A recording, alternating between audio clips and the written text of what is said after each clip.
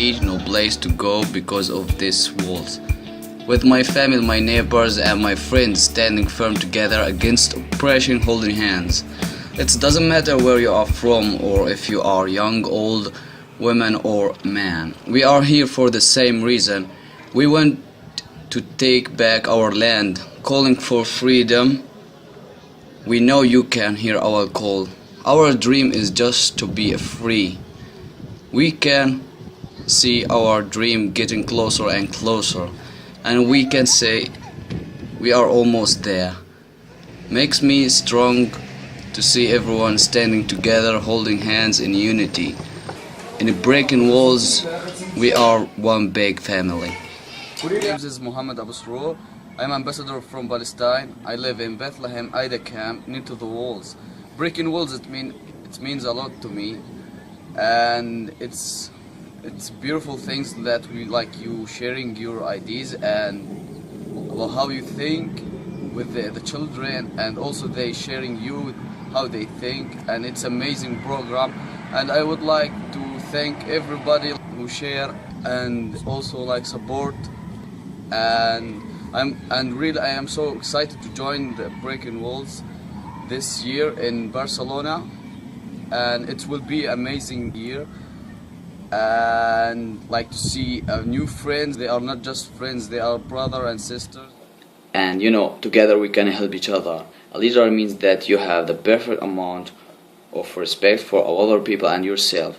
By being a leader, I can help my friends to go further in life. I can pass my experience on and transmit values. My name is Martha Crow. I've been a part of Breaking Walls since 2012, and I joined age 16 as a Berlin artist.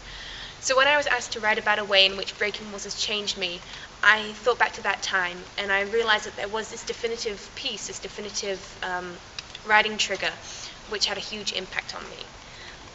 This is because, well, I was born with a congenital heart defect, which basically just means my heart beats very slowly, and that meant that I had to have a pacemaker put in, which is fine, it's not a big deal, it's not a big operation. But then when I was age 13, a lot of complications occurred, which basically accumulated in a series of operations over the course of a year, where I'd be going in, having the pacemaker taken out, a new one being put back in, go back to school.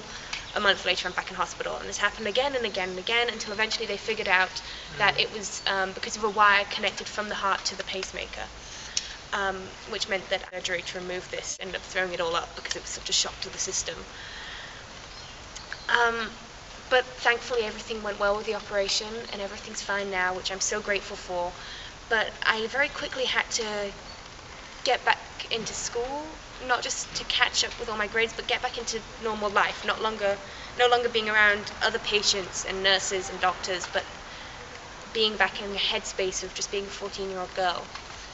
And so I never liked to think that it had that much of an effect on me. I like to think rather that I dealt with it, that it was all done. Until when 2 years after that operation, I was sitting in this room, and we were asked to write about something which had had a big effect on us. And I had this.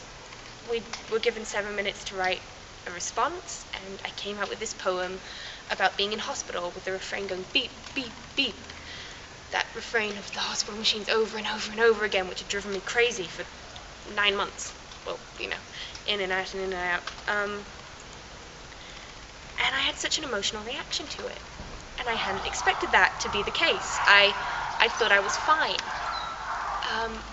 And obviously I still wasn't, but it was from being able to write that poem and being able to share it with that group of people and having that community and that space that I walked out of that first Breaking Walls initiative with the sense not only of having this incredible community and having taken part in such a wonderful thing, but of having sort of changed something in myself and being able to let go of something.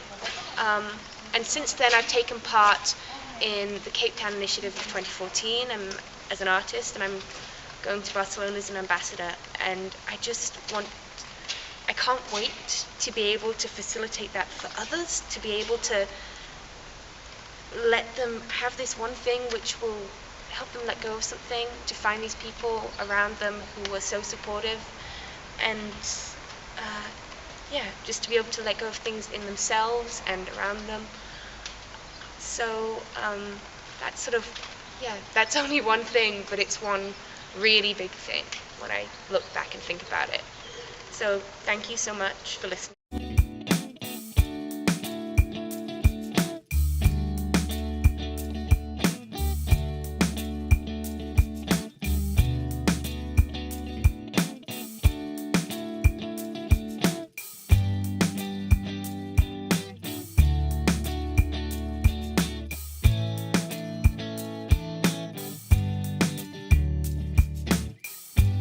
My name is Jabari Ash. I'm a Breaking Walls artist. I'm from Brooklyn, and Breaking Walls to me is a real good organization that's going to help a lot of people in the future.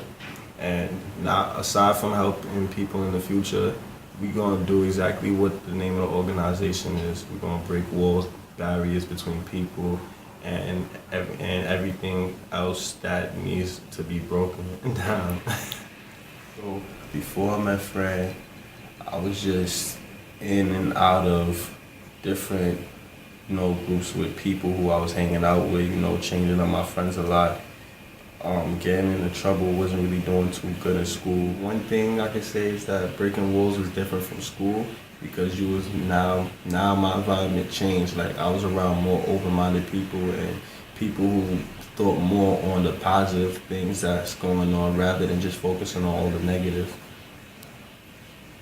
When I was still at the party in Bed-Stuy, I got a phone call from out of the neighborhood saying that, yo, Kamani is dead. And I was like, at first when I heard it, it was just in my head like, what? Like, y'all playing, 'cause I just seen him. And then when I got back to the neighborhood, everybody was saying how the police came trying to stop and frisk everybody, and they assumed that he had a weapon on him, and they started to shoot. And they shot him down even after he was actually begging them for help. And after that situation, it really just made me feel like I can't trust too much people. And another one of my friends had died last year in a motorcycle accident. He was like my older brother. And when he died, that's when I really felt like, yo, I need to change up. I need to do something. Make myself relevant, because I don't have a long time on this earth, and life is short. Maybe focus. Being an artist in Barcelona, it feels real good. I feel like you're a global type of person going on a music tour, but in all reality, you really there to, like, it's not just focused on you. Like, I still, from our last trip, I can't wait to see some of our old friends, And aside from seeing some of our old friends, I know that when I go to Barcelona, I gotta do whatever I did that was good in Cape Town. I need to do more than that, like strive for even better when we go to Barcelona. Really leave like a trademark there so everybody remember who Breaking Walls is. Hi, this is my mother, and this is her crush. It's how she does to make an earning, and this is it. I learned how to be a good example, and there's a quote I took from all of the Breaking Walls, that I'm not the product of my situation, but the product of my decisions. So that quote helped me a lot, and being in Rainbow Dream Trust made me to change to be a better person and be a great example within the community. So I learned a lot of things to help me fight all the challenges that comes my way in life, so that I can be successful one day. The challenges that we face is gangsterism, children being pregnant and having boyfriends and stuff. Alcohol is one of the major major challenges that we face. But I try to control myself because I know, firstly, I know my values and I know what I want in life. So that's what Rainbow Dream Trust and Breaking Walls has made me learn, that if you know your values and know what you want in life, then you can know that anything that comes your way, you know what you have learned and know what you want in life. So now I've kept that in my head, that I know what I want in life, and this is not the life I want one day, to be an alcoholic, to have a child while I'm still young. So Breaking Walls and Rainbow Dream Trust have made me to learn the things I need to do to be successful in life. Okay.